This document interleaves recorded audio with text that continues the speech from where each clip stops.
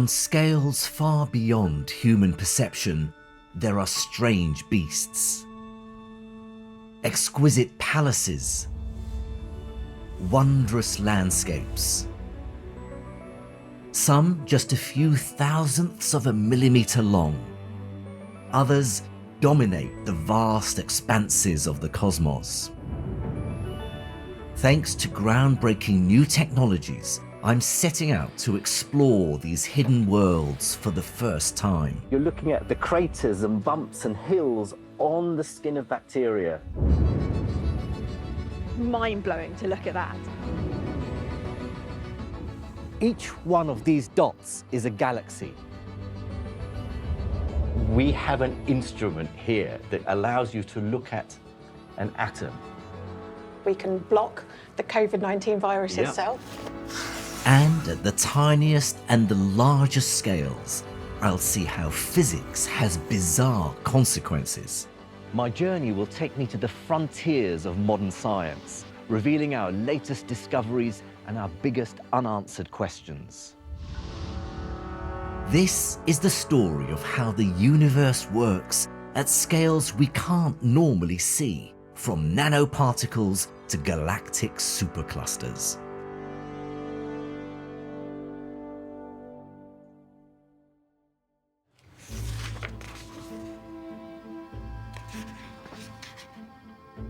These are the very first images ever recorded of the microscopic world.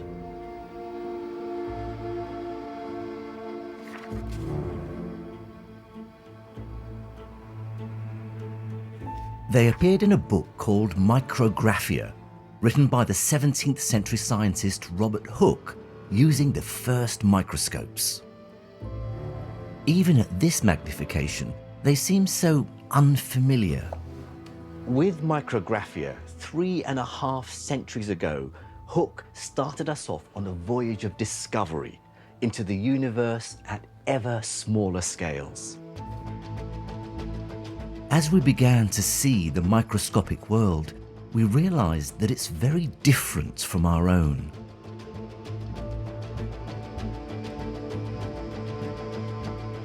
These tiny insects have evolved extraordinary adaptations to navigate the world at scales we can barely imagine. Because when you're this small, the laws of physics have unexpected consequences. This is a type of wasp called Megaphragma, one of the smallest flying insects in the world. It's just a few tenths of a millimeter long, some 5 or 10 times smaller than a flea. It has wings like paddles and flies in an unusual way. That's because air feels very different to it than it does to us.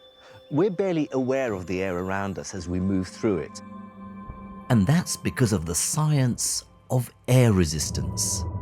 Take a golf ball and a ping pong ball. It's easier to throw a golf ball than a ping pong ball.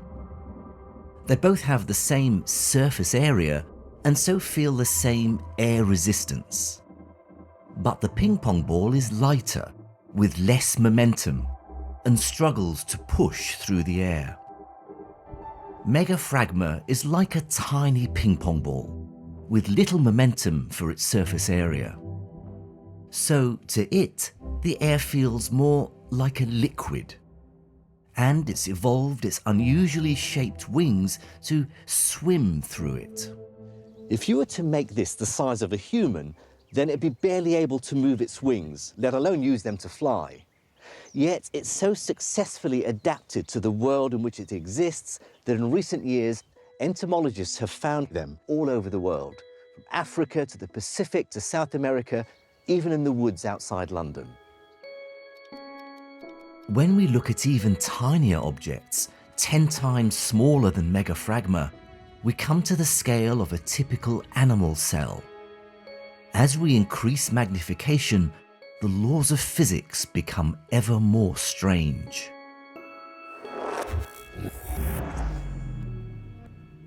Professor Susan Anderson at the University of Nottingham uses powerful optical microscopes to study human heart cells. So what is it we're seeing there? So this is the sort of detail that we get in a light microscope. We have lots of individual cells here, so we can see individual cells. In each you can see nuclei, so these are the nuclei. The little bright spots are the nucleoli. This is the edge of the cell, and then the cytoplasm of the cell, you can't really see any detail inside. So why is it that you're looking at these? The useful thing about this is that we can see cells, dynamic cells. So the cells that we're looking at here are human heart muscle cells. So we can actually see them beating. Oh, wow. Right, yes. Yeah. Seeing them beat in such detail means scientists can begin to understand why they go wrong. You can see the nucleus, you can see the outline of the cell here. You can see lots of them beating at about 30 beats per minute, which is about half the rate of a human heart. They're from a living heart? It would be difficult to do that ethically. So what we do is we obtain stem cells from human skin. We reprogram the human skin cells back to stem cells, and then we direct them down a differentiation pathway to being muscle cells.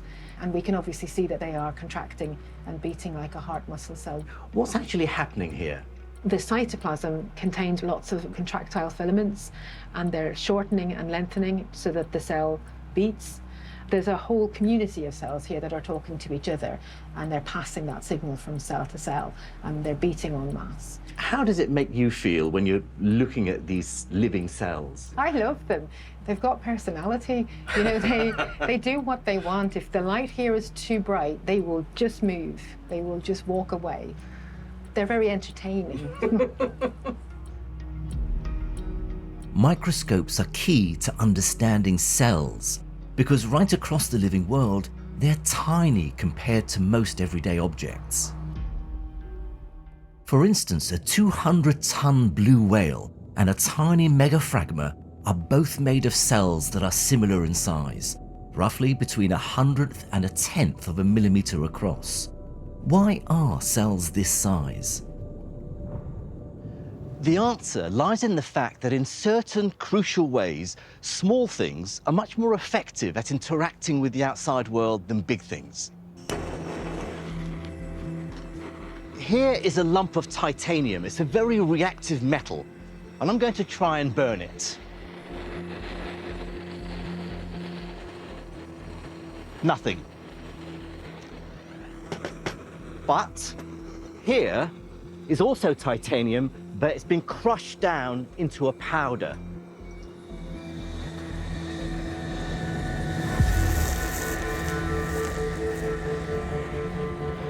Powdered titanium has far more of its surface relative to its volume exposed to the air. So it's got much more access to the oxygen in the air to help it burn. This applies to cells too. Cells absorb nutrients and oxygen from the outside. Being small and therefore having a large surface area to volume ratio means they can do this very effectively. If they were significantly larger, they wouldn't be able to take in what they need to survive. Ultimately though, there's a limit to how small they can be. Cells are full of stuff, the nucleus, mitochondria, ribosomes, so it's a balance between making them small enough to maximize their surface area to volume ratio, yet big enough for their parts to perform their function. And their shape is crucial too. For instance, some cells have found a way to increase surface area without changing volume. The cells in the walls of our digestive tract absorb the nutrients needed to sustain our entire body through their surface.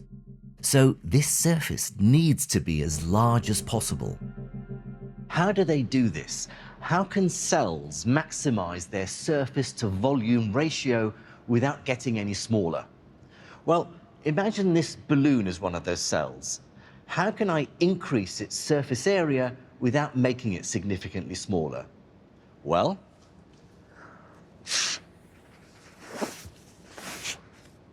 I can give it fingers. I've calculated these 5 fingers increase the surface area of this rubber glove by about 50%. And remarkably, Evolution has adopted precisely this strategy.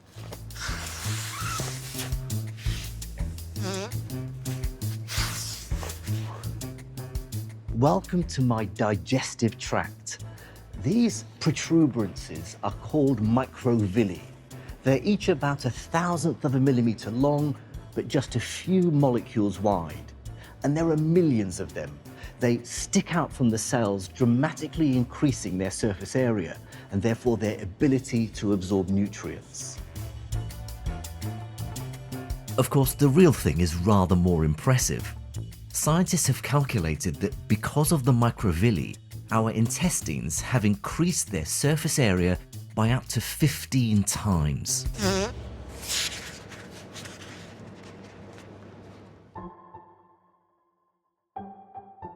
Modern optical microscopes have uncovered a strange world, just a few thousandths of a millimeter in scale, a world very different from our own.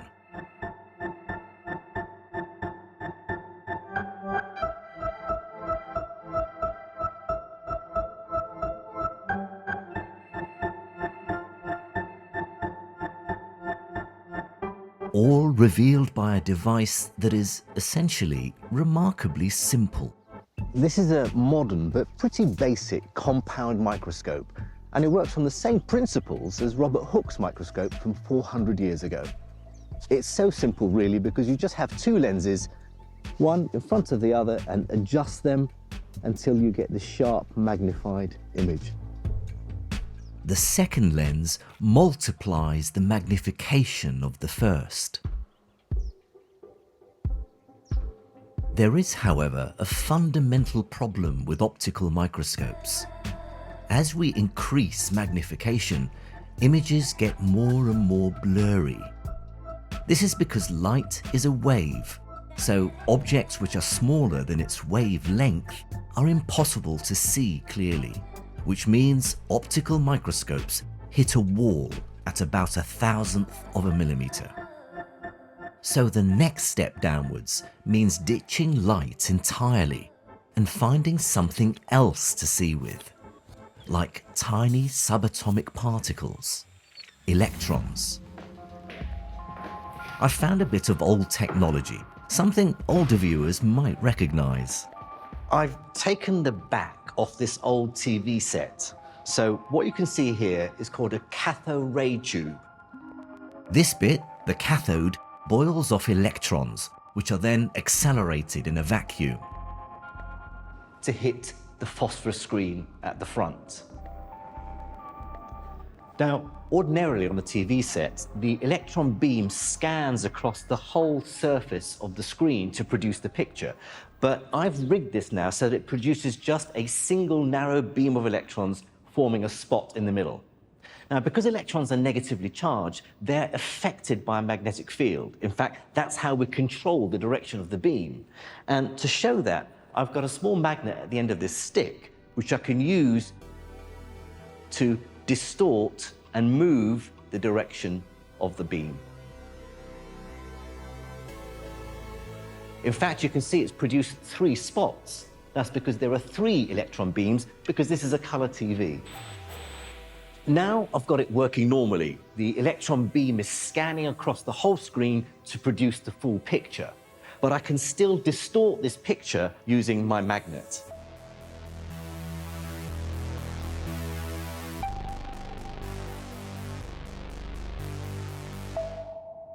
So if magnets can be used to control and direct the path of an electron beam, they can also be used to focus a beam of electrons in the same way that a glass lens can be used to focus a beam of light.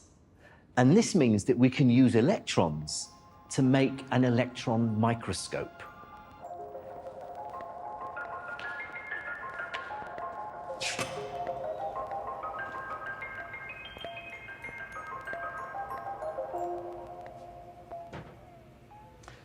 This is a modern electron microscope, and in many ways it resembles Robert Hooke's optical microscope from 400 years ago. But this one uses a beam of electrons, just like in the back of that old TV set. Here's where the electron beam is generated. Electromagnetic lenses focus the beam here. This is where the object is placed. More lenses here magnify the image thousands of times, and this is a screen which turns the electron image into something we can see. With microscopes like this, scientists were suddenly able to see objects hundreds, even thousands of times smaller than they'd ever been able to before. We could see tiny details on the bodies of insects and the machinery within cells that made them function. And then we came face to face with one of our deadliest enemies. This is an infectious bronchitis virus, and these are common cold viruses. On them, you can see something strange, a kind of halo surrounding the virus. There were, in fact, tiny spikes, each one just 100 millionth of a meter across. And they gave the virus a crown shape. So they named this new class of viruses after the corona of the sun. These are all coronaviruses. In 2020, electron microscopes helped to identify a new virus. SARS-CoV-2, or COVID-19. Professor Pippa Hawes studies viruses like COVID-19 for the Pirbright Institute. How have electron microscopes allowed us to understand COVID-19? They've been crucial because they've allowed us to investigate the structure of the virus so we can actually identify it. So here we have the COVID-19 virus itself. We can see the spike protein very, very clearly here around the outside of the virus. And inside is the viral RNA. Like all viruses, COVID needs to hijack another cell to reproduce. What does the virus do inside the cell? It takes over the cell machinery. The RNA gets placed inside the cytoplasm of the cell. This RNA is read by the cellular machinery, and it's translated into viral proteins that the virus is using in order to replicate. So by giving it its RNA, the virus is basically reprogramming the cell to get it to do its bidding. Yes, exactly. Incredibly, we can now see exactly how this happens. So what are we looking at here? Where's the cell and where's the virus? The outside of the cell is sort of outside of our field of okay, view. right. Yeah, so this is zooming in now on an infected cell. These are parts of the cell that the virus has taken over and formed into these double membrane vesicles. So these vesicles then are like the virus's nest that it builds to make a home for itself so that it can replicate. Yes, exactly. It's sometimes called a factory. It's where it produces more copies of the viral proteins, it produces more of the RNA, and where it all comes together in the new viruses. And can we see the individual viruses? Yes, if we go... Ooh. Here, these two are viruses that are actually budding into this vesicle. So these are forming viruses. Sneaky. Yes. And so understanding this, I mean, does it allow us then to combat COVID-19? We need to know how the virus infects, how it replicates and how it leaves, which would help with antiviral treatments to prevent the disease. Seeing things at this scale has revealed an incredible new world to scientists.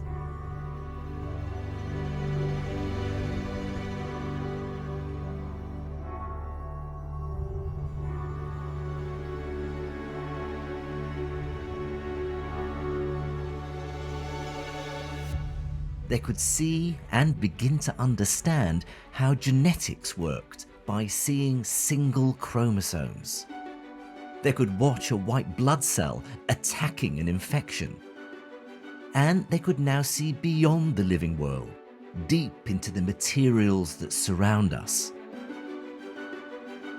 How cracks move through metals. Then, in 1991, a group in Japan saw this. Strange shapes forming at the end of a sparking filament. 10 times smaller than a virus, they were carbon nanotubes, each a long cylinder whose walls were just a single carbon atom thick.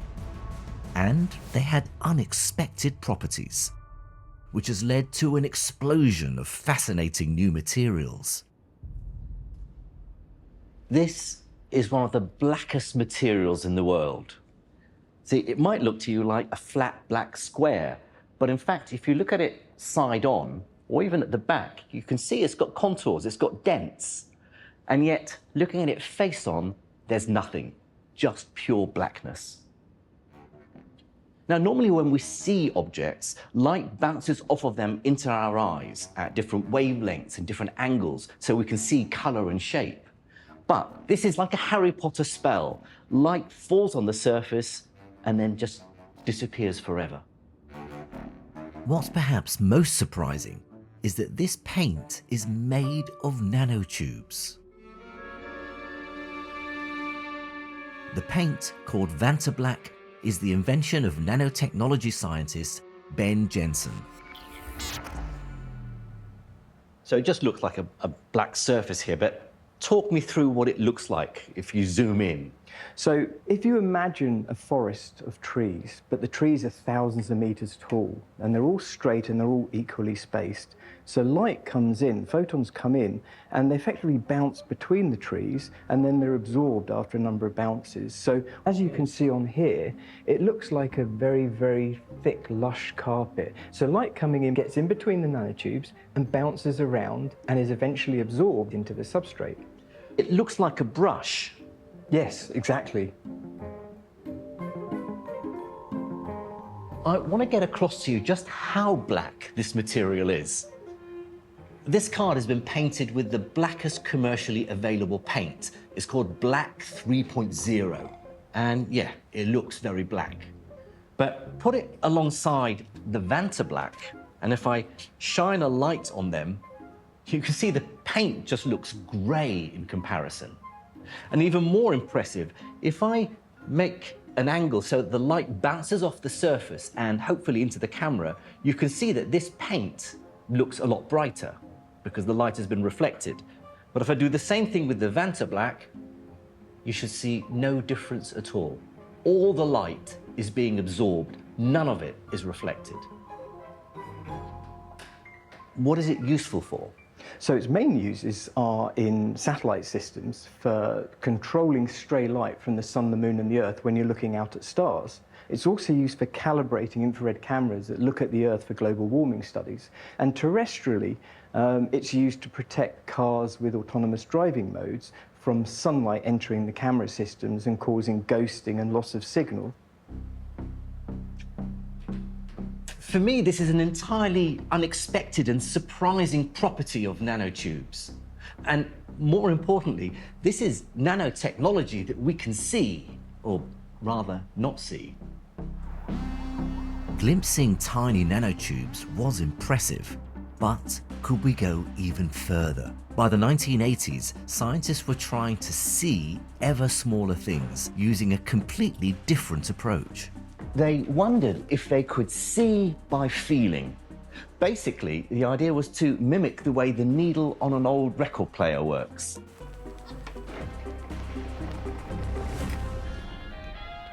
A stylus passes along a groove on a record, and the tiny bumps vibrate the needle, making music. But of course, the tip of a record player stylus is far too big to feel something as small as an atom.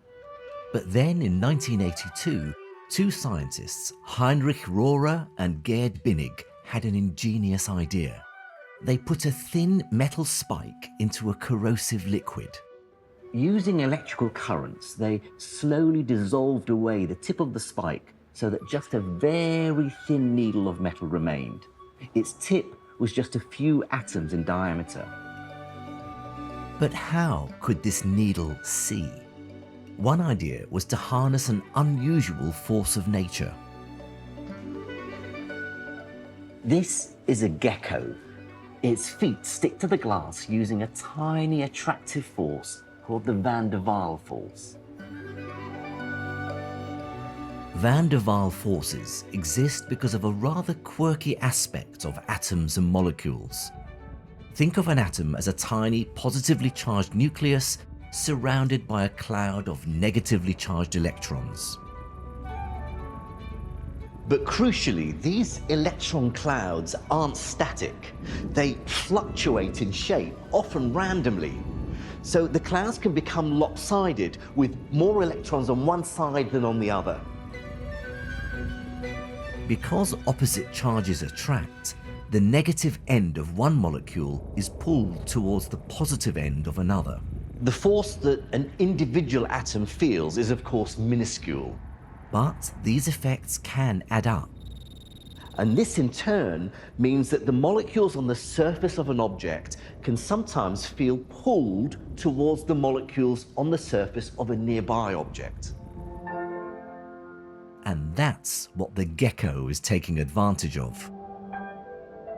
A gecko's feet are covered with billions of tiny structures called spatula. When these press against the glass, they flatten out, creating a huge surface area. Billions of atoms are now in contact. Then the tiny van der Waals forces combine and hold the gecko in place. And this was one of the forces Binnig and Rohrer believed they could harness. When a tiny stylus, and remember its tip is just a few atoms wide, approaches atoms on the surface of the material, this is when the van der Waals forces come into play. Just like the spatula on the foot of a gecko feels an attractive force between it and the molecules on the surface of the glass, so the stylus feels a force pulling it towards or pushing it away from the atoms as it passes over the surface. Measuring minuscule forces like these can paint a picture of the surface at the tiniest scale. This is a modern atomic force microscope. Dr. Georgina Ben is using it to understand one of our deadliest enemies. I'm going to be imaging E. coli, which are a type of bacteria. So with a normal microscope, we could look at just the bacteria, but we need our atomic force microscope to be able to see the details on the surface. Why are we looking at the surface of E. coli? So E. coli are really good at resisting antibiotics because they have this extra protective layer around the outside. And we want to know how the protective layer is arranged so that we can help people design antibiotics that can get through the protective layer more efficiently. So this is the full cell, the full bacteria. Yeah. So you can sort of start to see features on the surface. And these are already well below optical microscopy kind of sizes. Right. My scan's going to be 500 nanometers wide. So we're now looking at the surface of the bacteria. Yes. This is really impressive.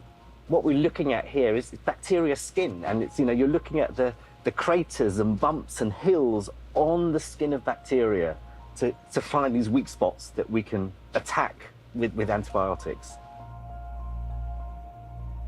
Each one of these black spots is a hole on the bacteria, which is about 3 millionths of a millimeter wide.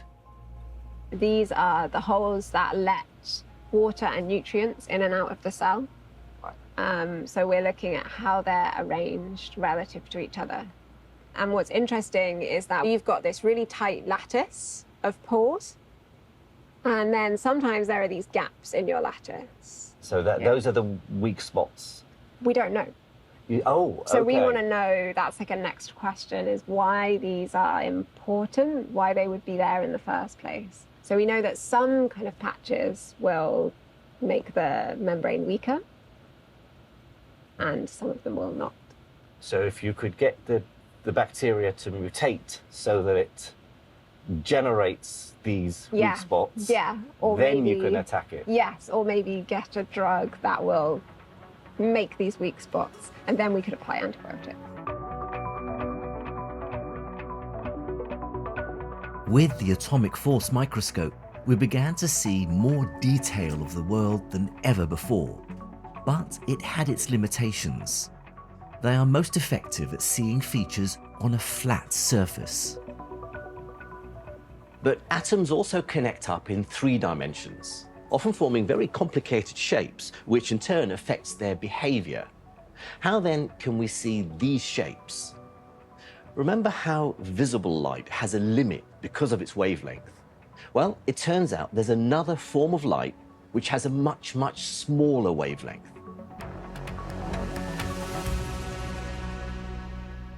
X-rays. Crucially, X-rays have very short wavelengths when compared to visible light. Now, the wavelengths of visible lights are just under a millionth of a meter, but the wavelengths of X-rays are typically several thousand times shorter, at around 1/10 of a billionth of a meter. But there are many differences. Our eyes can't detect X-rays. More importantly, they pack a punch. X-rays contain much more energy than rays of visible light. The intense energy of X-rays enables them to pass unhindered through soft tissue like flesh and blood, which is as transparent to X-rays as glass is to visible light. The larger atoms that make up our bones do stop X-rays. So when you see an image like this, you're literally seeing an X-ray shadow cast by your bones on photographic paper. This begs the question, can X-rays, which have such short wavelengths, be used to see things that are just too small for visible light? The first hints that this might be possible came in the early 20th century. Scientists noticed that when they shone X-rays through crystals, they produced weird spots arranged in patterns. These images may not look like much, but think of them as a kind of code. And by cracking it, you can deduce the way the atoms in the crystal are arranged. This process of turning images like these into an understanding of how substances are structured down at the atomic scale is known as X-ray crystallography. For a sense of how X-ray crystallography works, let's say each of these Christmas trees represents one of the atoms that makes up the crystal. To keep it simple, let's say they're all arranged in neat rows, just like these trees. What's important is that the wavelength of the X-rays striking the crystal is about the same as the distance between the rows of atoms, or the rows of trees in our analogy. Imagine an X-ray reflecting off the surface and the layer beneath. The beam that travels down to the next layer has a longer journey, and that is key. If the waves are now out of step and the peak of one coincides with the trough of the other, they then combine and cancel out. But if they're in step, the peaks combine, making a larger wave and a bright dot on the screen. By carefully measuring the angle at which the X-rays strike the crystal, where the dots appear, where they disappear, you can deduce the structure of the crystal. By decoding images like this, scientists in the early 20th century were able to deduce the structures of simple crystals like rock salt. The atoms are arranged at each corner of a cube, and the cubes repeat to form a 3D lattice. Most importantly, it meant we now knew the distance between the atoms. It's 1/3 of a billionth of a meter. But for me, the story of X-ray crystallography really comes into its own because of one of the great heroes of British science, Dorothy Crowfoot Hodgkin. At Cambridge and Oxford in the 1930s and 40s, Hodgkin became fascinated by X-ray crystallography, and she quickly established herself as one of the leading researchers. Her first big challenge came during the Second World War and her work on penicillin. Scientists had already noticed that the newly discovered penicillin had incredible antibacterial properties. It could stop infections in their tracks, literally bringing patients back from the brink of death. Now, in the throes of war, understanding it and producing it in quantity was more important than ever. But penicillin was still a mystery, with a handful of atoms arranged in an unknown structure. So Hodgkin set her laboratory a challenge: use X-ray crystallography to learn its structure. Georgina Ferry is a science writer and biographer of Dorothy Hodgkin. Tell me about penicillin. What was so difficult about understanding its structure? The structure was unknown. And naturally, the organic chemists all came to Dorothy and said, would you like to have a go at this? The first problem with it was that it doesn't make terribly good crystals. These are not ideal for putting into the X-ray apparatus. It took a while before they managed to get a version of penicillin that she was able to get a good image from. That image looks like this. So these are spots on photographic film that have been made by X-rays coming out of the crystal and hitting the photographic film. The dots are at different intensities. Some of them are very black. There's some down here that are very faint. And what she had to do was carry out a complicated mathematical calculation, which then enabled her to begin to understand where there was what's known as density in the molecule and in the crystal. And density means there's an atom there. And the final stage, once you've done all those calculations, is to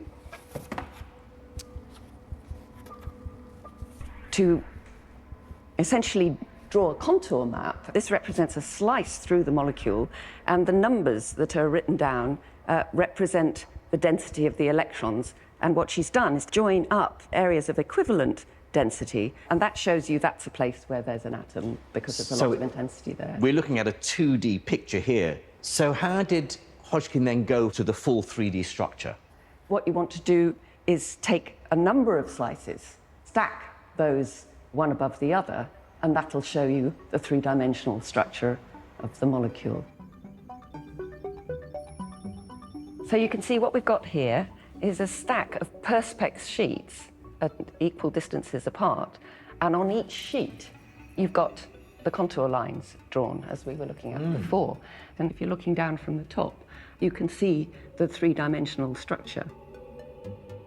This is the structure of penicillin that Hodgkin came up with after some 4 years of research. These are the carbon atoms, and they're connected by chemical bonds to other atoms.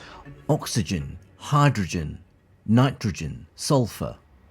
But it's this section here that explains its incredible efficacy. It's called a beta-lactam ring, and it seems to give penicillin its wondrous ability. It binds to a part of the cell wall of most bacteria, killing them dead. Understanding how penicillin works was a revolution in medicine. Hodgkin's work spawned a generation of new antibiotics, effective against many aggressive bacteria, saving millions of lives. And these techniques, still widely used today, famously went on to unlock the structure of DNA. Despite the achievements of X-ray crystallography, it was still an indirect method of seeing and only worked for crystals. To see even smaller things would require something else. It seemed electron microscopes held the most potential, but they had a huge technical problem. Their electromagnetic lenses were fundamentally different from glass ones. One of the most common problems that affects lenses is called spherical aberration. You see, the way lenses work is that they bend the light that travels through them, but the amount of bending depends on which part of the lens the light travels through. So when I try to focus the sun, for instance, I can never quite focus to a point, which means at high magnifications especially, parts of the image will always blur. Electron microscope lenses are exactly the same. They also suffer from spherical aberration. And at high magnification, the blurring was making the images unusable. Now, for glass lenses, this issue can be minimized. You add a second lens, a concave lens, which corrects for the first one, giving us a much sharper point. But this solution doesn't work with electron microscopes. The lenses of electron microscopes are fundamentally different from glass ones. There simply is no equivalent of a concave lens. The physics of electrons and electromagnetic fields forbids it. So it seemed that electron microscopes would always suffer from blurriness at very high levels of magnification.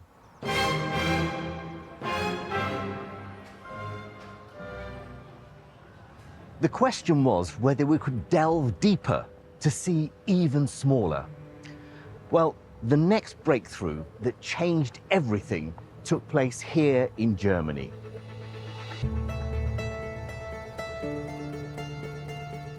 Two teams of headstrong scientists started to question the orthodoxy. There were three in Germany: theoretician Harald Reuser, experimentalist Max Heider, material scientist Knut Urban, and an American team led by Andrei Krivenik. Everybody expected us to fail, and so we knew we could only exceed expectations.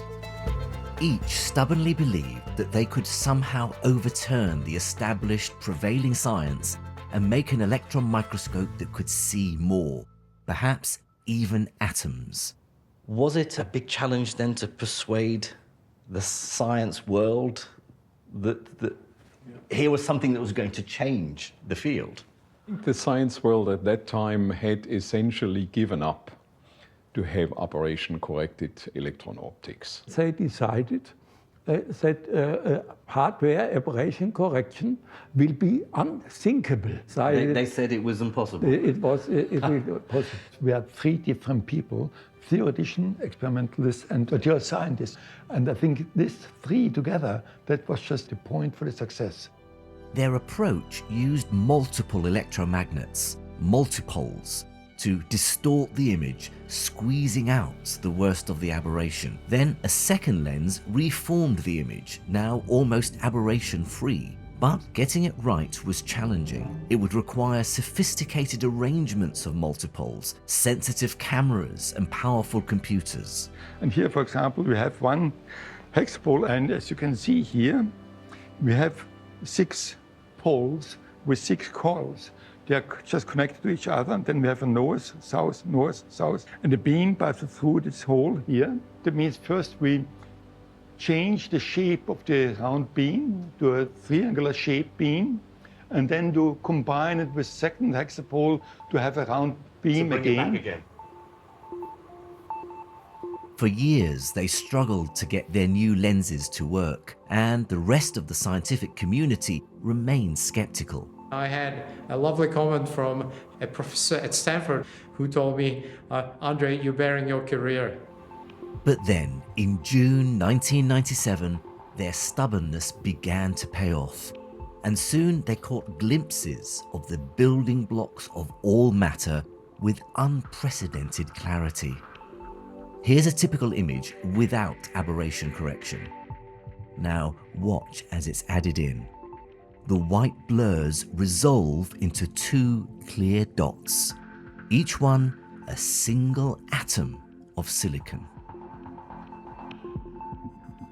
Finally, you could see atoms. This was a real jump in innovation. This was a real paradigm change. What was it like when you saw those first images? Seeing is believing, and the mission impossible was not impossible. They had achieved a scientific miracle. It was like if you have a huge fog, but suddenly the fog goes, suddenly you see everything. A new kind of electron microscope. It was brilliant, everything was so unbelievable. And this is the most important effect of aberration correction. By 2020, they'd gone from academic outcasts to world-renowned scientists. The images that came out are truly spectacular. Like one of them on the cover of Nature, that's kind of like if you're a model and you get on the cover of Vogue. And they had defined a new kind of science. I think we are on the way to make high-precision electron microscopy a part of science in general.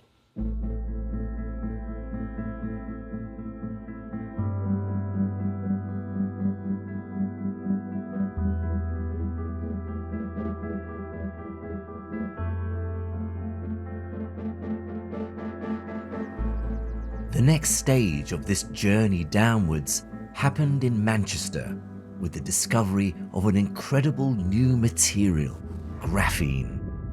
The new electron microscopes revealed that graphene was a sheet of carbon just a single atom thick. And incredible strength was just one of its unexpected properties. So, just how impressive is graphene? Well, I've come here to this lab to carry out what's called a stress test. I've got two strips of plastic here. It's a stretchy polymer. One of them is just the pure polymer.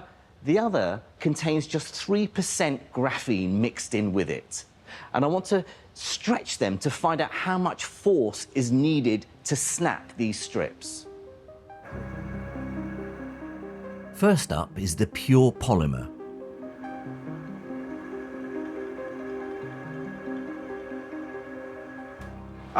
There we go. It's gone. It's gone. So that snapped at 533 newtons. 533 newtons. So that's about two bags of cement. 2 bags of cement. So now you're going to swap it with the graphene. Yes, I'm going to implanted one. reset the machine with the graphene ones. Okay. Okay.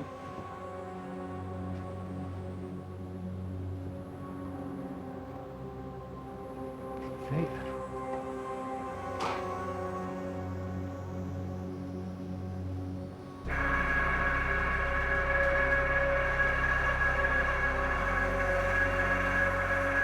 Okay, so it's now hit 500 newtons. We've now already overtaken the non-graphene. Yes. And it looks pretty healthy as far as I can tell. It's healthy, yes. It's coming up to 750 newtons now.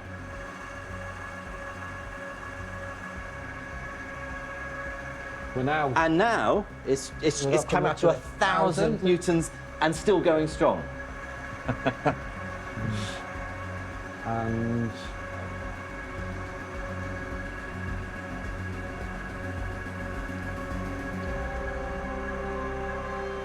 Oh, so that was about... So the final force was 1,074. So that's double.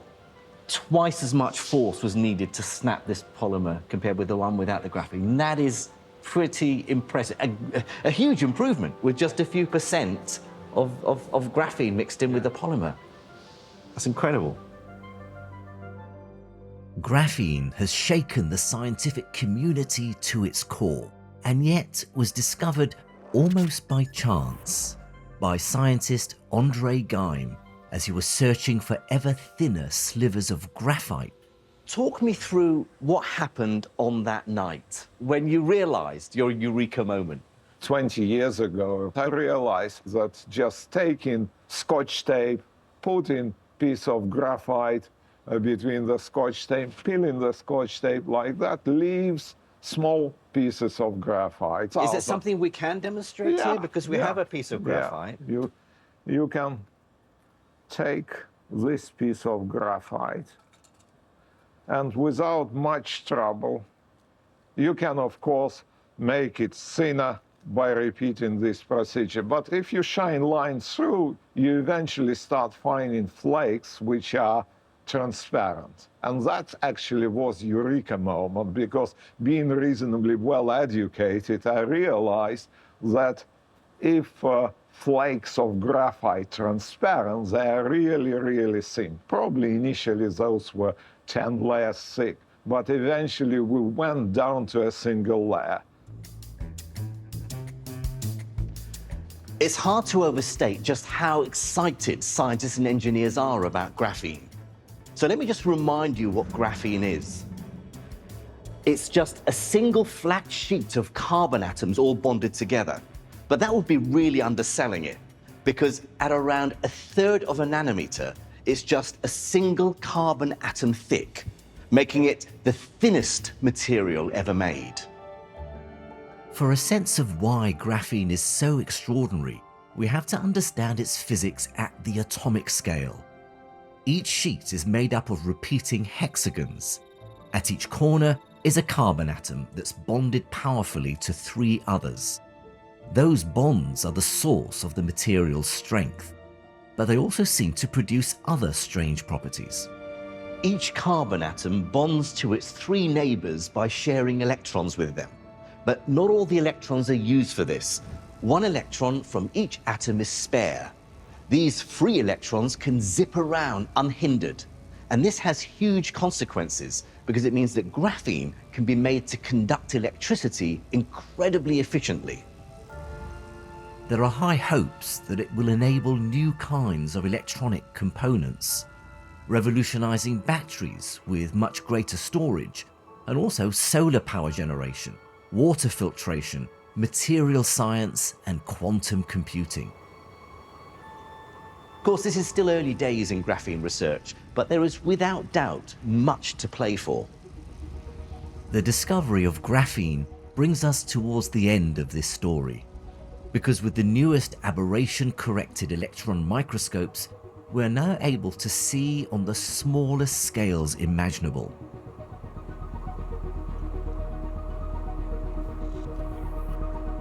Professor Quentin Ramas runs some of the biggest electron microscopes in the world. He's going to zoom into a sample of graphene until we can see individual atoms. Okay, what are you going to show me here? So we've prepared some graphene samples for you. The samples are on a copper grid, just millimeters wide. Let me put it here and actually place it into the sample holder. That's the 3mm sample. That's the 3mm sample. And now hopefully you can already see the grid. The grid. So they're essentially just copper bars. Under the optical microscope, I can just make out holes in the sheet of carbon within the grid where the graphene flakes are.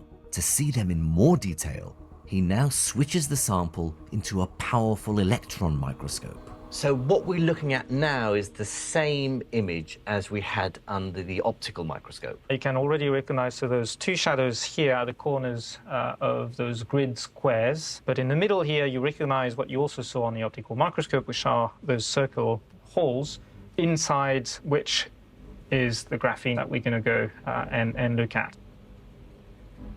Slowly getting closer and closer and closer. We're going to be zooming into graphene much further in. Almost gives you vertigo when you realize how much we're zooming in. Okay, so what are we looking at here? This is a patch of graphene that's about 500 nanometers across. How does this then compare to the thickness of a human hair? It would be several meters across. Several meters across in diameter. Yes. That's how. Okay. That's how small it is. And yet we're still only halfway in our journey down. Not even halfway. Hundredth of the way there. Okay.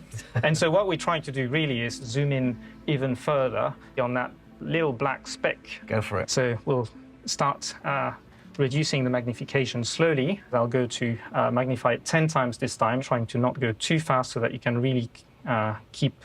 You don't want to spoil the surprise for me, do you? You don't want to spoil the surprise, no.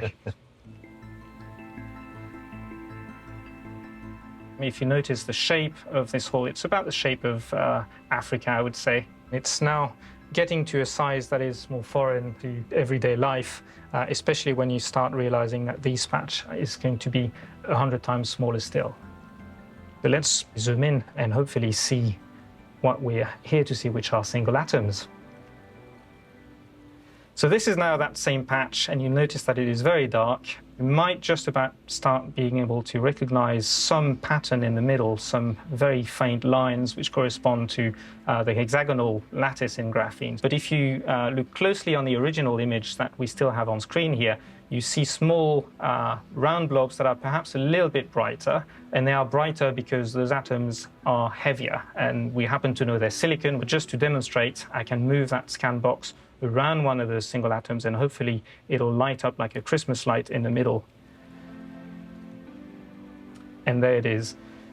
Because it is heavier, it appears brighter on the image. So that entire bright patch is a single atom of silicon. And yet it's a blob, it's a patch. It's not the picture of an atom that we learn about at school with a nucleus and electrons buzzing around the outside. So what is exactly?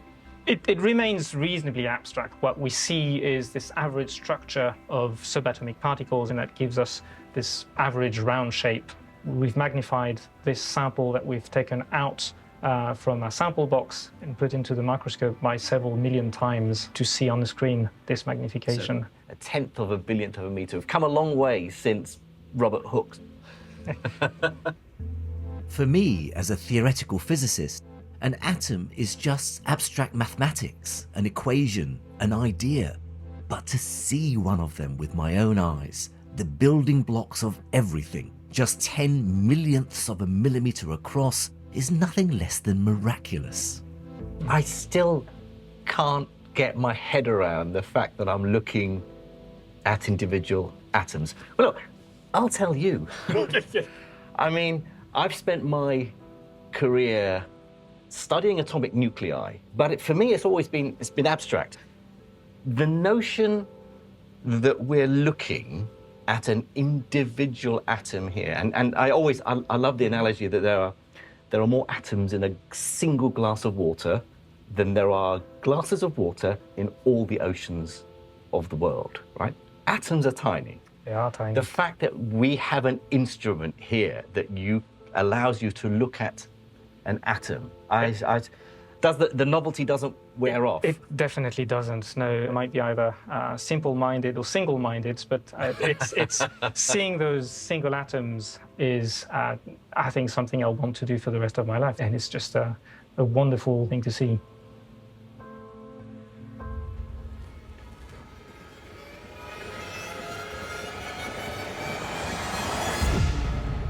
We've now entered a realm in which we can see individual atoms, and it's leading us into a new world of single atom physics, chemistry, biology, engineering, and medicine. It's all so new that it's impossible to say where it's going to take us. But as we learn more about our world, from insects to cells to the atoms that make us, I know there will be many more wonders to discover. Next time, I go big as I journey from our solar system out to galactic superclusters. I'll confront the biggest mysteries in our universe.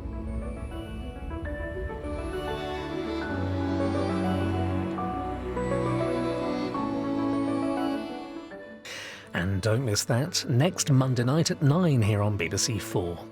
And get inside science with BBC Sounds. In the latest podcast, a remarkable image of the supermassive black hole at the middle of the Milky Way.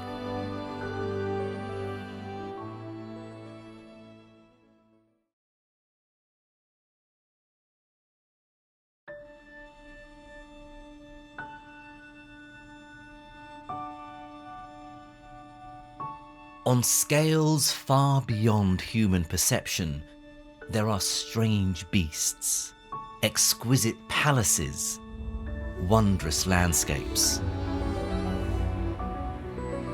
Some just a few thousandths of a millimeter long. Others dominate the vast expanses of the cosmos. Thanks to groundbreaking new technologies, I'm setting out to explore these hidden worlds. Mind-blowing to look at that. Each one of these dots is a galaxy. It's sending you a daily email from space. At the tiniest and the largest scales, I'll see how the laws of physics have bizarre consequences, overturning everything we thought we knew. My journey will take me to the frontiers of modern science, revealing our latest discoveries and our biggest unanswered questions. This is the story of how the universe works at scales we can't normally see, from nanoparticles to galactic superclusters.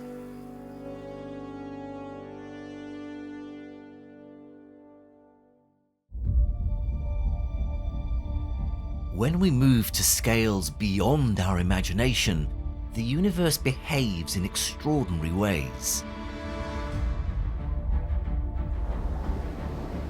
But about 3 centuries ago, when objects like this were first created, we had no real understanding at all of the true size of our universe.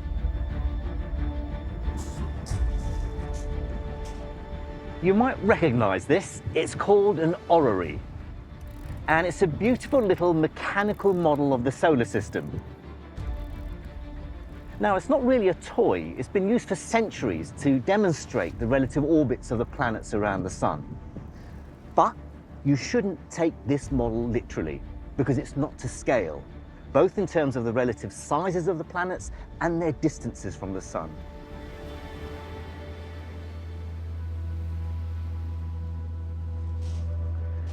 Imagine the Earth were about the size of a football.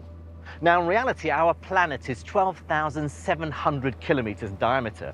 So this has been shrunk down roughly 60 million times. So what if we were to shrink the sun down by 60 million times so it's the correct size relative to this Earth? How big would it be? We can now see just how wrong the orrery is in terms of scale, because the sun would in fact be this size.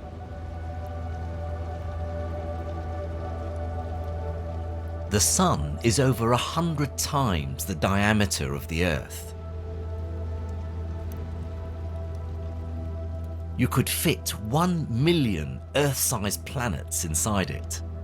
The sun's mass is the source of its immense gravitational power over the whole solar system. The next question is, on this scale, how far apart should the Earth and sun be? Again, this is very different from the orrery, because if the Earth is here next to me, the sun would be 2.5 kilometers away. The distance between the Earth and the sun is actually a very significant figure in astronomy. You see, in space, distances are so vast that using kilometers soon becomes very impractical. And so astronomers have come up with their own units of measurement. And as it happens, the distance between the Earth and the sun is one of them.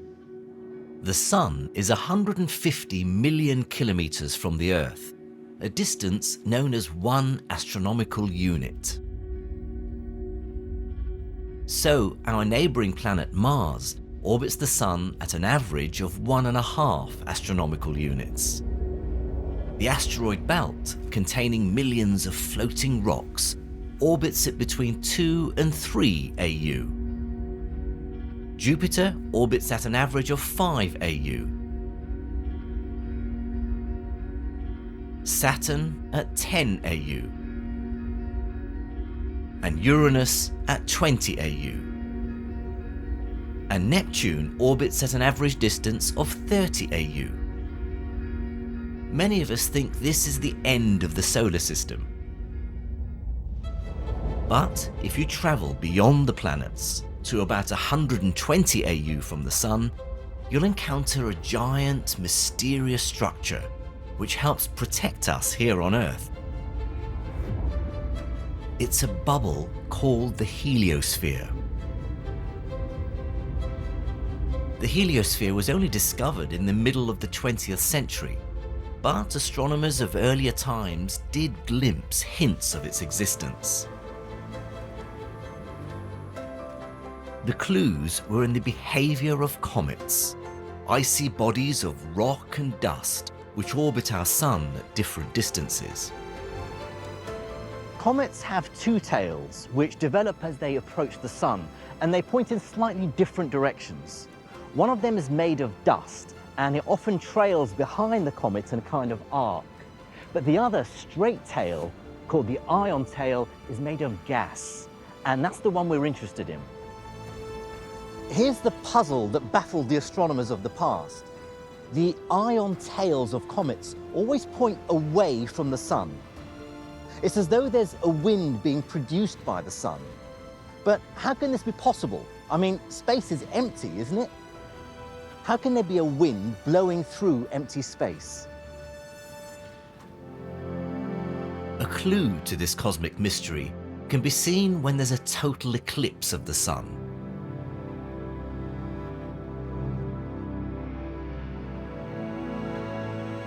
The sun has its own fiery atmosphere which shoots away from its surface. It's called the corona. It consists of colossal ejections, loops and flares of a kind of superheated gas called plasma. But the plasma extends far beyond the corona, out among the planets. So the sun does have a wind. It's called the solar wind, and that's what pushes the comet's tails away from them. The force driving the solar wind comes from the sun's intensely powerful magnetic field.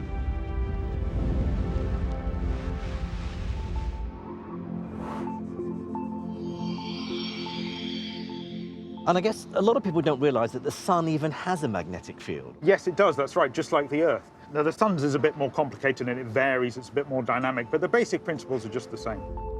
At its most basic level, the sun's magnetic field is quite similar to that of this bar magnet. And you can see quite clearly that there are regions near the equator where the magnetic field lines are basically closed, they're closed loops, whereas over the poles the magnetic field lines actually point out further into space. At the sun's surface, the magnetic field lines twist and turn, raising the temperature to millions of degrees. This heat makes the charged particles move so fast that they break free of the sun's gravity. The particles then flow out along the magnetic field lines to become the solar wind. Here they're trapped, here they can get away far from the sun, and that's what forms the solar wind. Tim has another demonstration to show how the solar winds create the enigmatic heliosphere.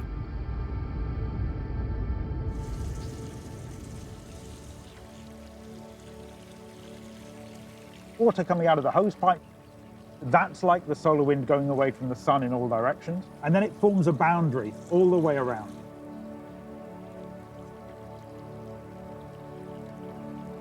The water flowing outwards from the hose pipe collides with the water already in the pan, creating a turbulent boundary. That's exactly what happens in the solar wind, and that boundary forms actually beyond all of the planets, something like 100 times further away from the sun than the Earth. The water's forming a barrier here because the water that's already in the pan is stopping it from spreading out any further, provides a natural barrier. What's the equivalent to that when it comes to the solar wind? What's stopping that from spreading out into space? Right, the equivalent boundary there for the solar wind is actually the tiny amounts of material that live between all of the stars. So we think of space as totally empty, but actually it isn't. There are tiny amounts of dust, gas, and even plasma-charged particles, and collectively we call that the interstellar medium. And that's the material that the solar wind hits that causes this boundary.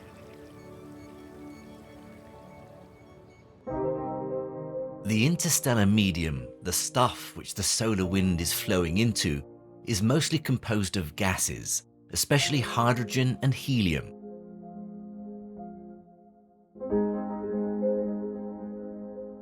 Gases can move and flow, so in that sense they act a bit like water.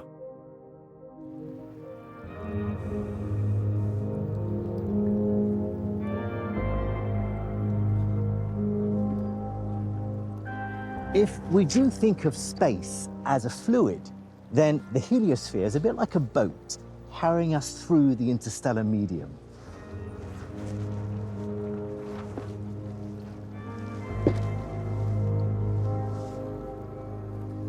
Like the hull of a boat, our heliosphere helps protect us against the interstellar elements and the storms of space. Space doesn't just contain gas and dust. It's also contaminated with irradiation produced by cataclysmic events like supernovae. Fortunately for us, the magnetic bubble of the heliosphere also acts as a shield, scattering and deflecting much of this radiation and preventing it from reaching us. So, in a sense, our heliosphere is like a life raft, carrying us through the vast and dangerous waters of space. As it pushes its way through the interstellar medium, the heliosphere even creates a bow wave, just like the bow wave at the front of a boat. It's thought that most, if not all, stars have heliospheres. Our telescopes have taken photographs of other stars whose heliospheres are clearly visible. Sometimes we can even make out the bow wave.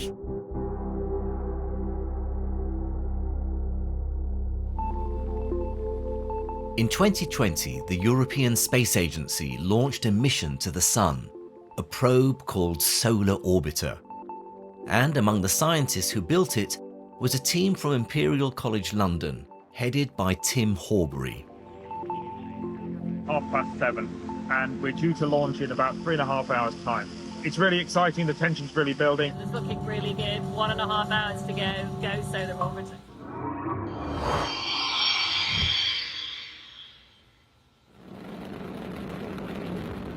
You see it launch, and then we get this feeling, it's like a vibration of the launch because it's such a powerful event. Just makes you tingle because you know that it's your baby almost, off it goes.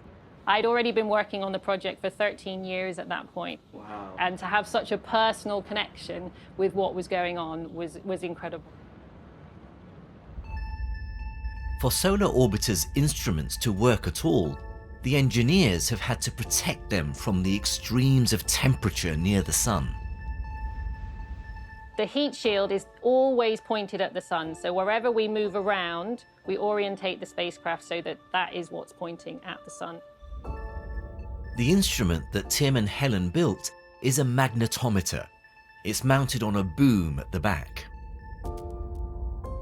The heat shield can get to temperatures of up to 500 degrees when it goes in close, but the electronics, which lives in the main body of the spacecraft, we have to keep that below 50 degrees. So from that front to the back, which is about 0.5 meter, we have to lose all that heat. And it's much better for us actually to be out here because although it's cold, it's a stable temperature, and that really helps us to keep the measurements stable. The orbiter takes photographs of the Sun's surface, and the magnetometer measures its magnetic field. The results are then sent straight back to Earth, to the delight of Tim and the team. Do you want to have a look? Yes, please. So this is the kind of data that we get, and every day we can see what the spacecraft is doing and what the instrument is doing. I mean, it's quite remarkable, isn't it, that it's sending you a daily email from space every day, updating you about the spacecraft. It really is. The orbiter has just started taking photos like this, a gigantic eruption of plasma from the Sun's surface. And the magnetic readings will help us understand why all this activity is happening. The aim is for Solar Orbiter to help unlock the mysterious workings of the heliosphere, the bubble which helps protect us on Earth. Every object in the solar system is held in place by the Sun's enormous gravitational power.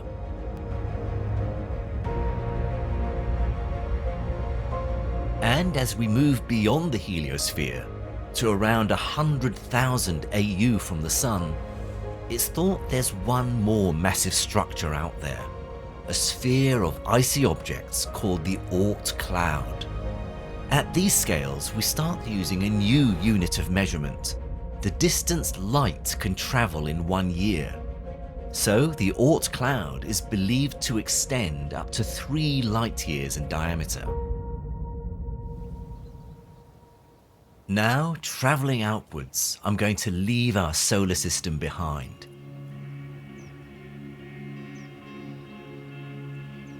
We now know that the beautiful ribbon of stars we can sometimes see stretching across the night sky is our own Milky Way galaxy. But around 100 years ago, most cosmologists didn't even believe there were such things as galaxies, and the universe seemed a much, much smaller place. In the first decades of the 20th century, one of the biggest debates in cosmology revolved around a fundamental question: just how big is the universe? Many astronomers believed that everything we could see in the skies, in fact, every object in the universe, was part of one continuous giant structure of stars, dust, and gas, all clumped together. So the argument went, what we refer to today as our Milky Way galaxy was in fact the entirety of the universe. But some astronomers thought differently. They argued that our universe is composed of an unknown number of galaxies, colossal, independent islands of stars located at vast distances from each other. So our Milky Way would just be one galaxy among many. Now, if that idea was right, then the universe would have to be far, far larger than had ever been suspected. The debate revolved around some mysterious objects in the sky, fuzzy patches of light called nebulae. Although they were very faint, improving technology meant astronomers could start to get to grips with them.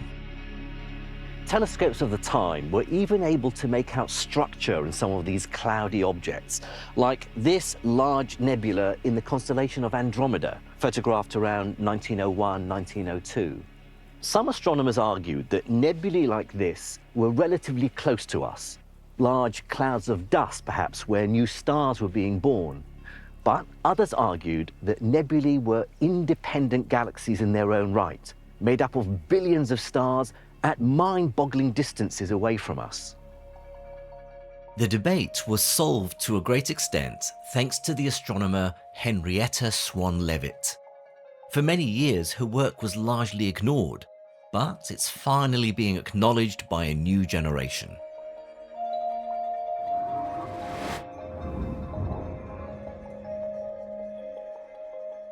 Henrietta Swan Leavitt worked at Harvard Observatory about 125 years ago as a research assistant. We actually refer to them as human computers.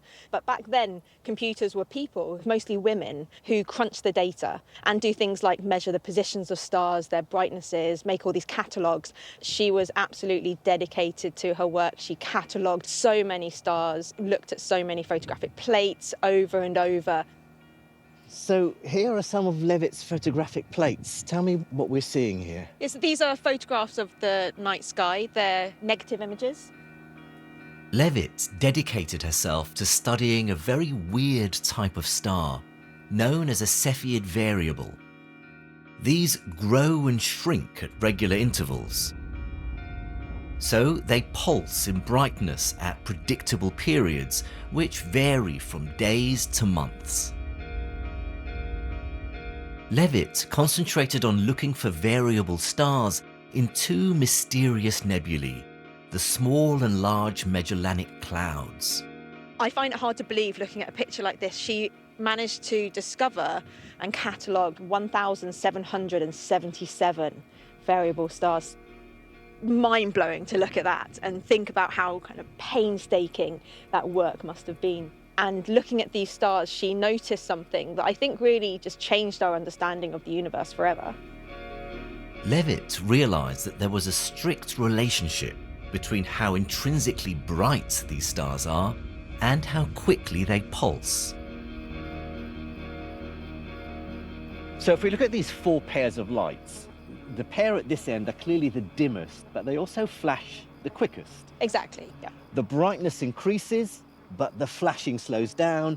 And at this end, these are the brightest pair, but they're also flashing the slowest. And that's exactly what Leavitt noticed, that the brighter stars flash more slowly and the dimmer stars flash more quickly. And it's really what her main contribution to astronomy has been. Here's the reason for its importance. If we see two Cepheid variable stars and they're pulsing at the same rate, then we know they must also have the same brightness.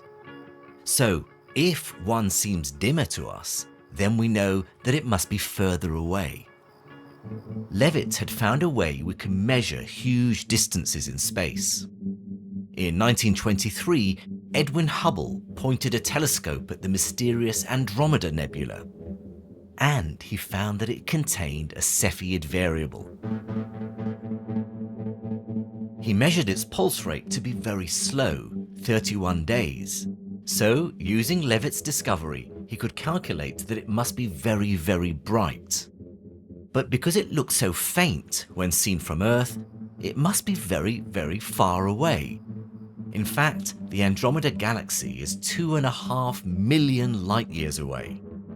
So the mystery of these faint, wispy nebulae was solved.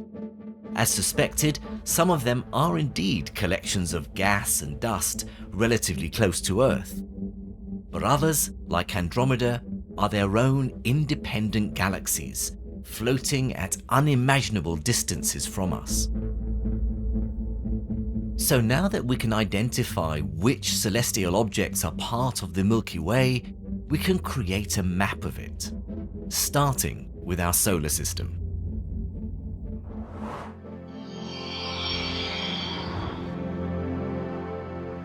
Michelle, I can see the Oort cloud and the sun in the middle. Yeah, so the Oort cloud is sort of the edge of our solar system almost, and we don't know exactly how large it is, but it's roughly 2 to 3 light-years in diameter.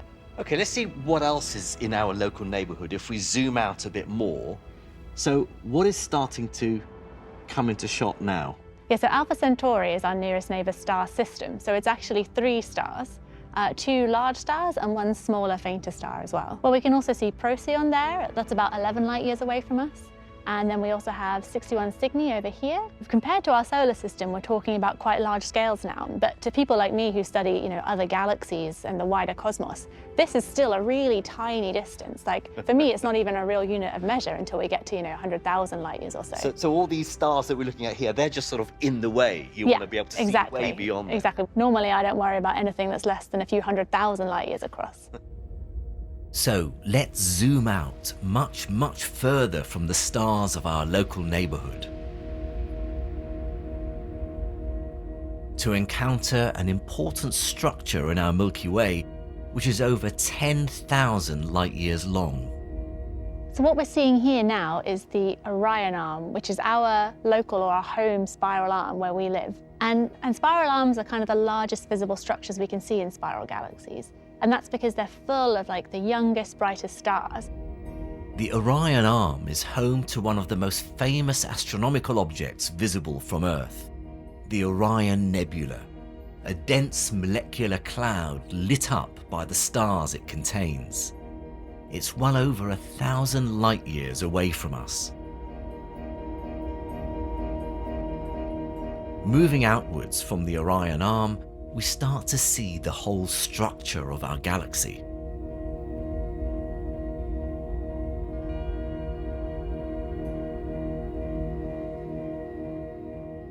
Okay, wow. So there it is, the Milky Way galaxy. Where are we now in the Milky Way? So if we start with the center of the galaxy here, where we have this bright elliptical bulge, we're about 25,000 light-years away from that, so up here. And so how far does the entire galaxy stretch? So we don't know exactly, but we think roughly from end to end, it's about 100,000 light-years across. It's the force of gravity which creates all this structure. Gravity also draws in hot, young, massive stars to create the bright central bulge. In some regions of our galaxy, the interstellar medium is drawn together into areas of high density, where turbulence sculpts the gas and dust into astonishing shapes.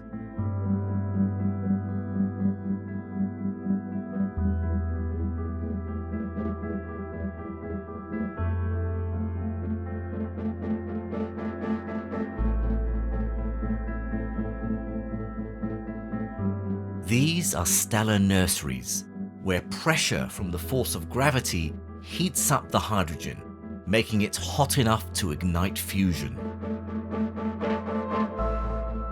These are the places where new stars are born.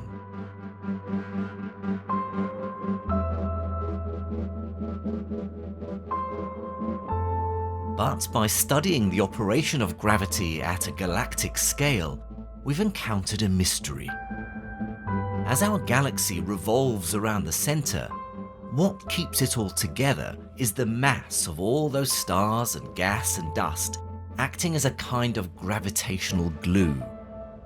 During the second half of the 20th century, astronomer Vera Rubin pioneered the study of galactic rotation, She worked with instruments that could measure it with ever greater accuracy. As she did the maths, she realized something extraordinary. Okay, so we've shrunk the Milky Way galaxy down to manageable proportions, and we're looking at how it's rotating. Now, Vera Rubin was one of the leading figures who realized there was a problem with the way galaxies like this rotate. Exactly, and so what we've got here is a simulation where we're going to set it up so we've mapped in all of the visible matter we can see, so the stars, the dust, the gas, and the galaxy. And now if we just set it rotating at the speed we know it's rotating at, we can see what happens. As the galaxy revolves, it drifts apart in all directions, losing its shape.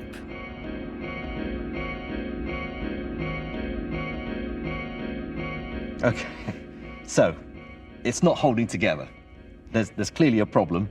Precisely, and this is what Vera Rubin realized. And the problem is, if we just take all the mass that we have here and add it up, there's not enough, it can't provide enough gravity to stop the galaxy from flying apart when it's rotating. Rubin came to an astonishing conclusion. Either our theories of gravity don't apply universally at large scales, or there's a huge amount of matter there which we can't see.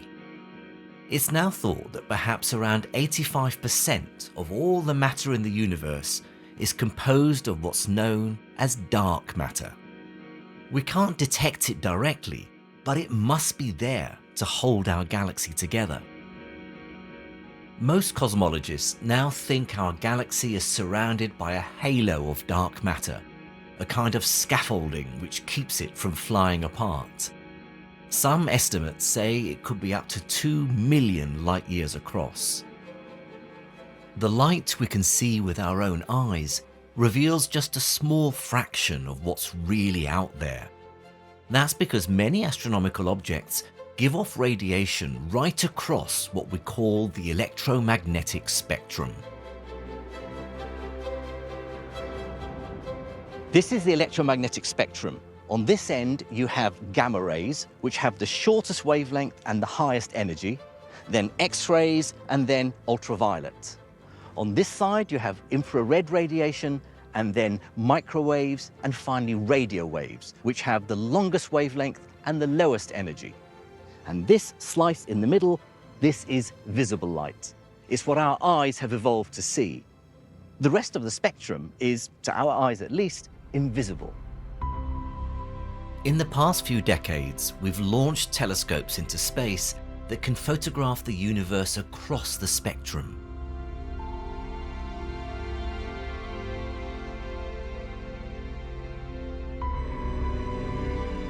And as we look beyond visible light, it's like pulling back a veil, giving us astonishing new insights into the very largest structures, things we never suspected were there. Astronomers take photographs of the same object with instruments sensitive to different wavelengths. They then combine these to produce images that our eyes alone would never see.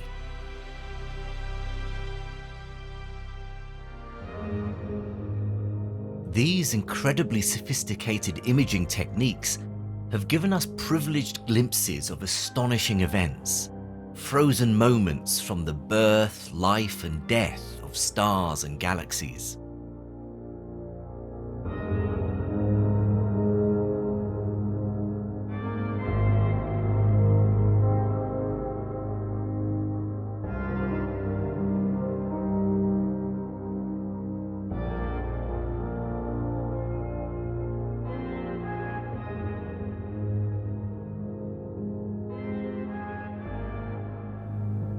Our ability to penetrate the mysteries of the cosmos has also led to some bizarre surprises.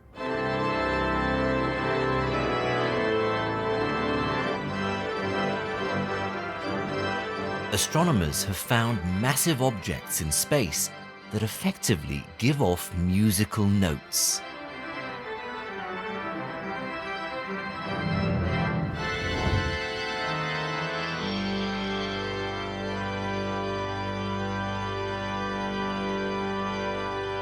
The obvious question that people would ask is, you know, how can you hear sound in empty space? In space, no one can hear you scream. Absolutely, but there are still particles in space, very diffuse gas throughout all of space, and it's possible for sound to propagate in that as ripples through the gas. Using an X-ray telescope called Chandra, Andrew and his team took these photos of a region of space 250 million light-years away. They show massive energy bursts, shock waves rippling out through the interstellar medium. Each ripple is effectively part of a sound with a wavelength of cosmic proportions. Andrew has calculated that these sound waves make one of the lowest notes ever detected in the universe. You've calculated that the sound is a B flat. Indeed. Which is why we're here, because George, who's the senior organ scholar here at St John's Chapel, is going to play us some notes. First of all, George plays us a B flat in the mid-range of the organ. Every time George goes an octave lower, he has to double the size of the organ pipe he's using. 3 octaves down, and he's using the longest pipe at his disposal, and the note is getting to be as low as we humans can hear. You can almost hear the individual oscillations. Indeed, It's like a pneumatic drill. So we've gone down 3 octaves. Yes, yes. But to get to the sound, we have to go down another 54 octaves. So we're going to have to keep doubling the size 54 times, and it would then be galaxy-sized. The organ would have to be the size of a galaxy. Yes.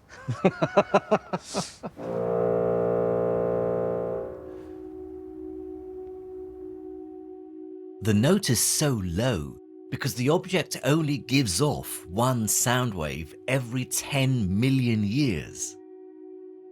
The same kind of massive ejections have been detected again and again, all coming from the center of galaxies. This extraordinary image shows that millions of years ago, the center of our own galaxy gave off gigantic bubbles of energy, spanning about 50,000 light years. So what can possibly lie at the center of galaxies which give off these colossal outbursts? This is a panorama photo of our own Milky Way, but seeing what lies at the center is a scientific challenge. In order to see what's at the center, why isn't it simply a case of pointing our telescopes at the core of the galaxy and just looking? It's because of this black stuff. It's dust particles that lie between the stars. They're produced by the stars, but they're all over this interstellar space. Wherever you look, there is going to be dust.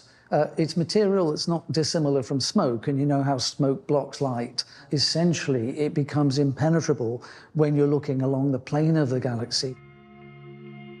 Fortunately, dust is only a problem in the visible part of the electromagnetic spectrum. Andrew shows me the same view of our galaxy using a telescope that detects infrared radiation, not visible light. And in the infrared, we can see through the dust. Looking through, we can see many more stars. There's 100 billion stars in the galaxy. Most of the stars in our galaxy rotate around the center at roughly the same speed, about 220 kilometers a second. But that's not true for the innermost stars. All of these stars will still be going round at 220 kilometers per second. But then as we get right towards the center, we find there's a group of stars which are actually moving in a strange way. They're moving much faster, and you can see that this one is swinging round in an orbit around something around there. It goes up to 5,000 kilometers per second, much faster, and something must be doing that. It's by studying strange mysteries like the orbits of these stars that astronomers have come to an extraordinary conclusion. The only possible solution for this, the only thing known to physics that we can fit inside that orbit and have that gravitational pull, is a black hole. a black hole with a mass of 4 million suns, and therefore there's a supermassive black hole at the center of our galaxy. A black hole is formed when matter, such as a massive star, implodes, becoming so dense that not even light can escape its gravitational pull. It's now thought that there may be a supermassive black hole at the center of every large galaxy in the universe. In 2019, a team of astronomers managed to take the first ever photograph of a black hole in a galaxy called M87.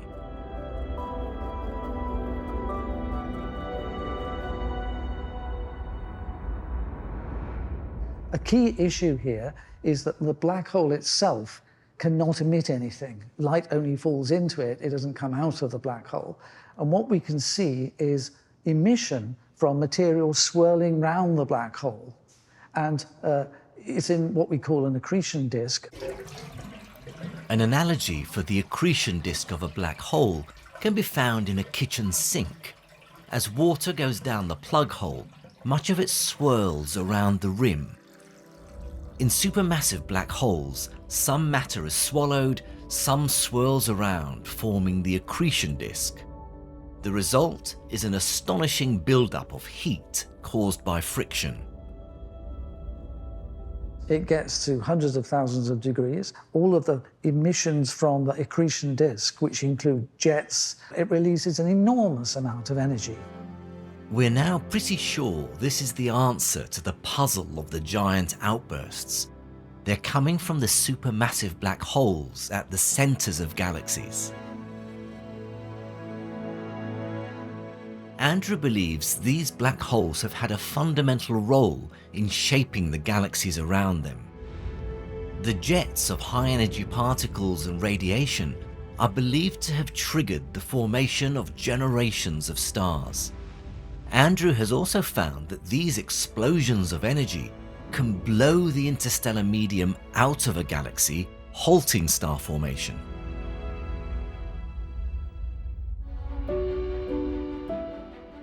Galaxies come in all shapes and sizes. They range from dwarf galaxies, perhaps just a tenth the size of the Milky Way, to giant ones, many times its size.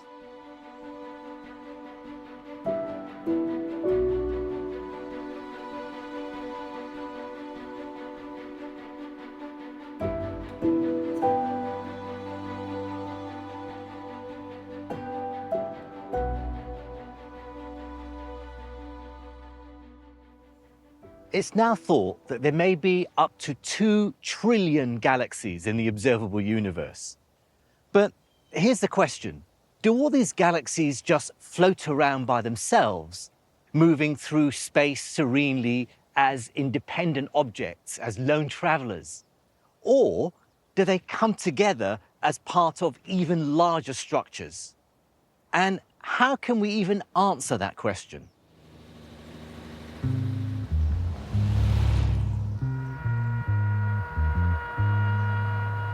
Fortunately, to help tackle this puzzle, cosmologists can take advantage of a very peculiar phenomenon we're all familiar with here on Earth.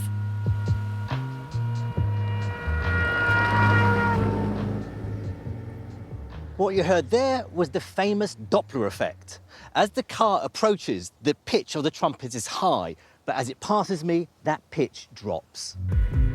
The effect happens because as the car approaches me, the sound waves bunch together, shortening the wavelength and raising the pitch. As the car drives away from me, the waves are spaced out, lowering the pitch. Light waves do the same thing. When a source of light is moving towards us, its waves shorten, which moves them towards the blue end of the spectrum. When it's moving away, the waves are shifted towards the red. So by measuring the spectrum of light given off by a cosmic object, astronomers can tell if it's moving towards us or away from us. It's one of the uses of a technique called spectroscopy. I'd like to give you an example of how spectroscopy works in practice. A few days ago, I asked my local astronomy club, the Hampshire Astronomical Group, to point one of their telescopes at the Andromeda Galaxy. Now, this is the nearest large galaxy to us and the one that Hubble used to make his big discovery. Using an instrument called a spectroscope, they were able to record its spectrum. And here it is. Now, there's a lot of science here, so I'll take you through gently. Here's the spectrum, this black and white image that was actually taken, and here it is again in all the colors of the spectrum. Now, this wiggly line here is the intensity of the light at different wavelengths, different colors that's coming from Andromeda. These dips here are signatures of particular elements in Andromeda, and this big one here is the important one. This is the signature of sodium. So you see this dark line here, that corresponds to the wavelength of sodium. Now, if Andromeda wasn't moving towards us or away from us, there'd be no Doppler shift, and we would expect to see this dip at a particular wavelength. We should see that dip between these two vertical lines. But in fact, you can see it shifted slightly to the left to shorter wavelengths or slightly towards the blue end. That means Andromeda's light is blue shifted, which means it's moving towards us. And from the amount of shift, we can work out how fast it's approaching us. You might well ask, so what? Who cares? But the remarkable thing is that by measuring a tiny shift in a wiggly line, we're able to calculate that the Andromeda Galaxy is heading straight towards us at 300 kilometers per second. So, through spectroscopy, we've discovered our galactic destiny. It will take about 4 billion years, but Andromeda is predicted to hit our galaxy in a cataclysmic merging, which may even eject the solar system from the Milky Way entirely. Using spectroscopy and other observations, we now know that galaxies move through space in complex ways. Under the influence of the vast power of gravity, many of them are drawn together into what are known as galactic groups of up to about 50 galaxies. These groups can be drawn into larger structures called galaxy clusters of perhaps 1,000 or more galaxies. And these clusters can group together, forming the largest known structures in the universe, galactic superclusters. These consist of millions of galaxies and can stretch across distances greater than 100 million light-years. In recent years, cosmologists have discovered the galactic supercluster which we are part of. Over the past decade, Professor Hélène Courtois of the University of Lyon has been working with an international team of astronomers on the epic task of mapping it. Hello, Hélène. Hi, Jim. It's nice to see you. Hélène worked day and night using video conference calls to colleagues at radio telescopes across the globe.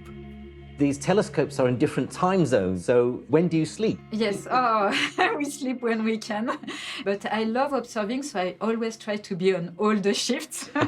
I've seen you describe yourself as a cosmographer. Yes. What does that mean? So it's someone who is making maps.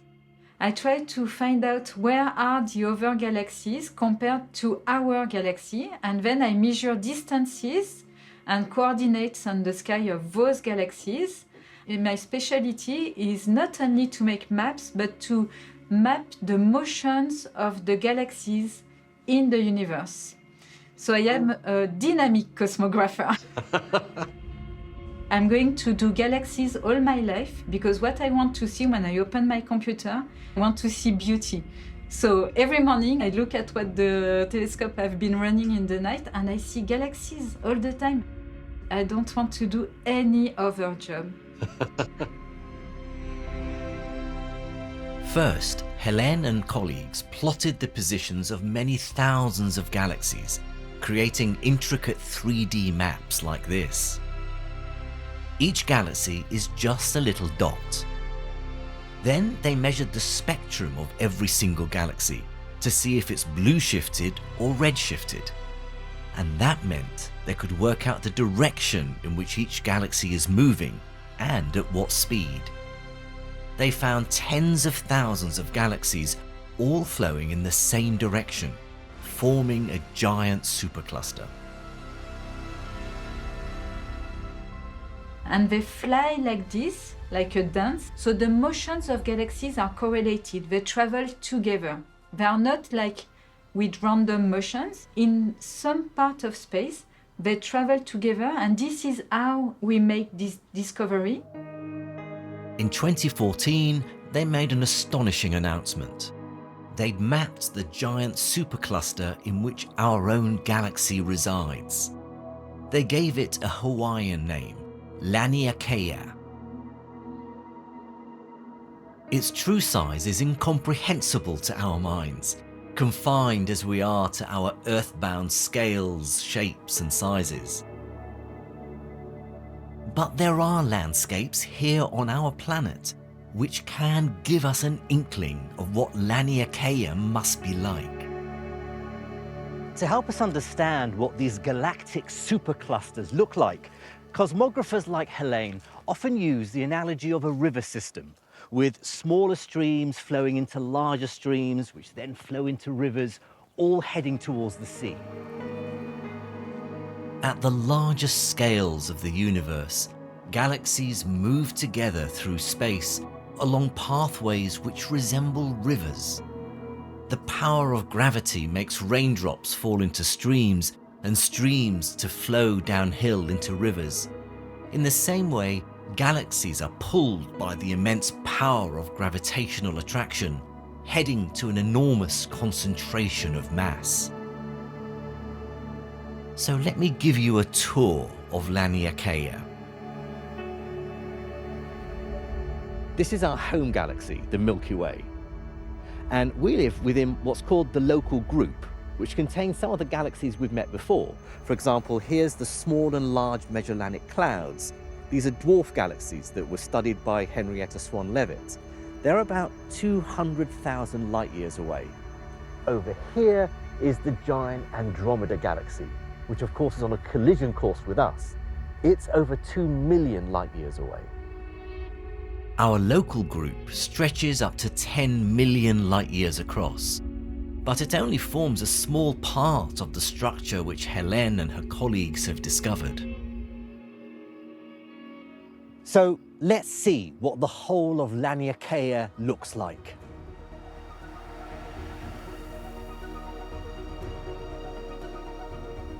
Each one of these dots is a galaxy, and each one of these lines is a pathway that they follow.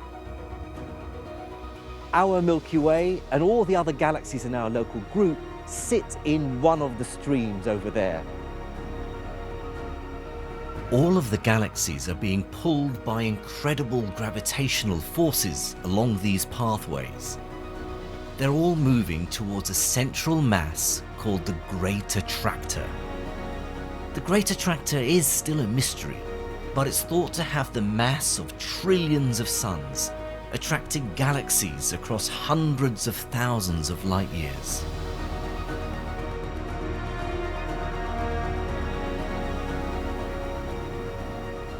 And there we have it, our home in the universe.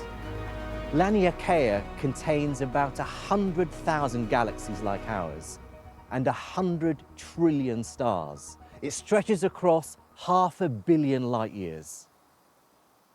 Looking at all of this, you can see why they called it Laniakea. It's a Hawaiian term meaning immense heaven. These giant superclusters are only just being discovered, so we're only now starting to get to grips with the way they work. From earthly scales to the rotation of galaxies, the force of gravity is well understood by physicists.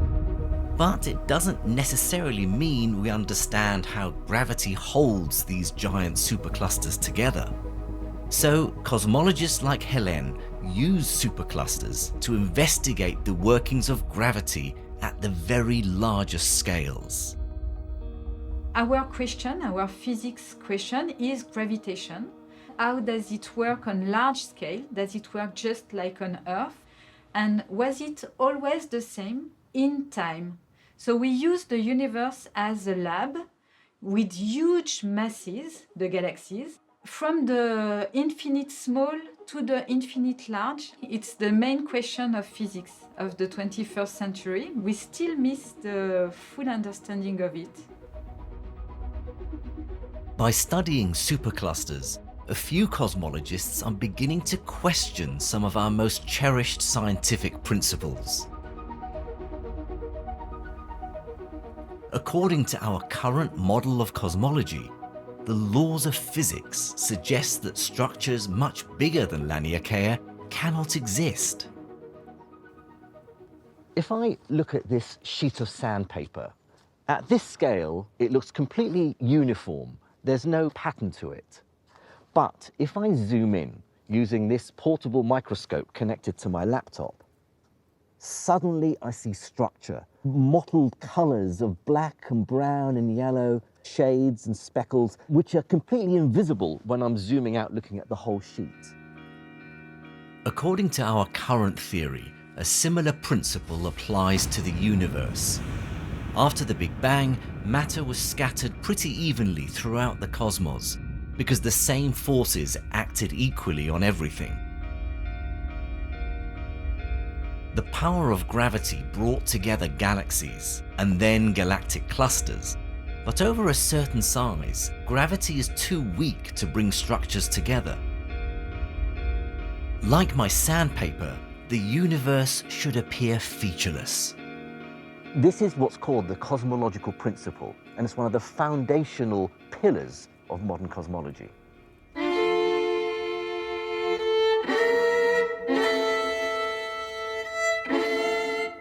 But recent findings have cast some doubt on this extremely important idea.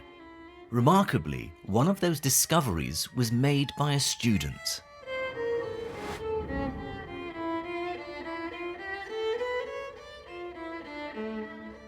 Alexia teaches violin to students to help fund her way through her PhD. And while doing her research, she came across something remarkable. It was really exciting, but completely accidental. My supervisor had this idea of using this new technique to map what's out there in the universe. And I happened to stumble across this giant, great structure. It was completely serendipitous. The ingenious method which Alexia used involved very distant objects called quasars. These are immensely bright centers of galaxies, billions of light years away, thought to be powered by supermassive black holes. For Alexia, they were extremely useful because she could use them as if they were spotlights, shining a light on the dark corners of the universe. We're going to use these two torches to represent quasars, these very distant, powerful sources of light. Now, you have a simple demo here, this plate of glass. Tell me what these blobs are. These little blobs here are representing faint galaxy and galaxy clusters. Now, without the quasars, we wouldn't be able to see them. They're too faint and too distant. But with the quasars, they essentially act like a torchlight that illuminates this faint matter. As the light passes through a galaxy, some of it is in effect blocked. We can see that some of the light was absorbed, and therefore something must have absorbed that, and therefore there is matter lying there.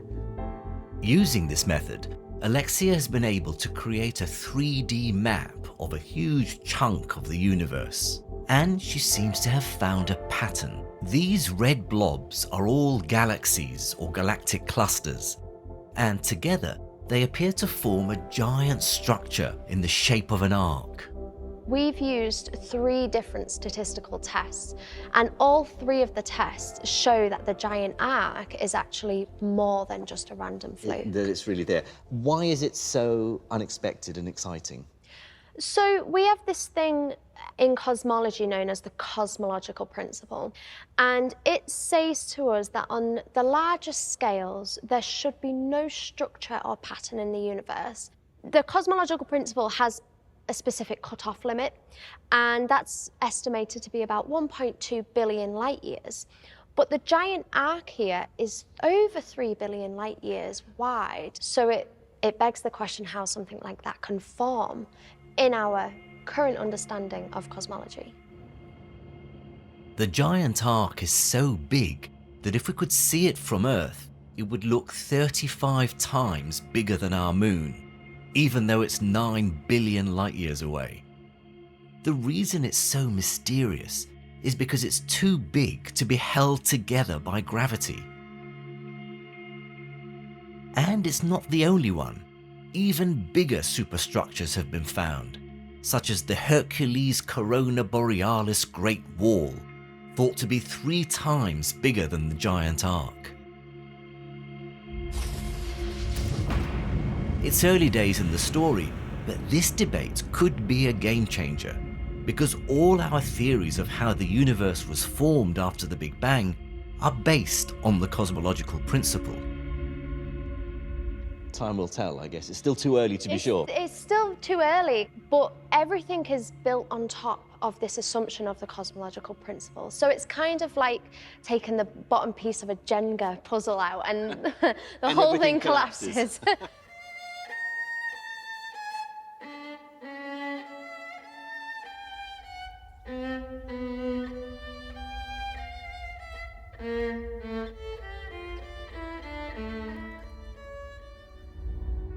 Carrying out investigations at these mind-boggling scales continues to challenge our most cherished beliefs, transforming everything we thought we knew about how the universe behaves and how we came to be here. And I can't wait to see what we discover next.